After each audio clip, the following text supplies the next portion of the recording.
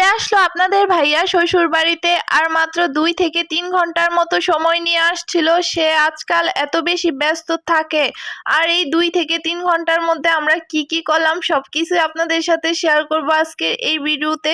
প্রথমে এসেই আপনাদের ভাইয়া রেস্ট নিচ্ছিল এখানে। যেই রোদ আর যেই গরম বাহিরে, তো আমি আপনাদের ভাইয়ার জন্য লেবু শরবত নিয়ে আসলাম। আর যেহেতু অনেক কম সময় নিয়ে আসছিল, আমি এখানে খাবার দিয়ে দিচ্ছিলাম। এখানে ছিল গরুর মাংস, প্লেন পোলাও, মুরগির রোস্ট, আর ছিল শুটকি ভুনা। শুটকি ভুনা মূলত আপনাদের ভাইয়া খুবই পছন্দ করে। আর সাথে ছিল চিংড়ি মাছ, লেবু, সালাদ, আর তারপর ডাল ছিল, ভাত ছিল। ওইগুলা এখন নিয়ে আসিনি, পরে নিয়ে আসবো। তো আপনাদের ভাইয়া বসে বসে খাচ্ছিল শালির সাথে কথা বলে বলে। আর তারপর খাওয়া দাওয়া শেষ করার পর সেমাই দিয়ে দিলাম, আর তারপর দই দিয়ে দিলাম।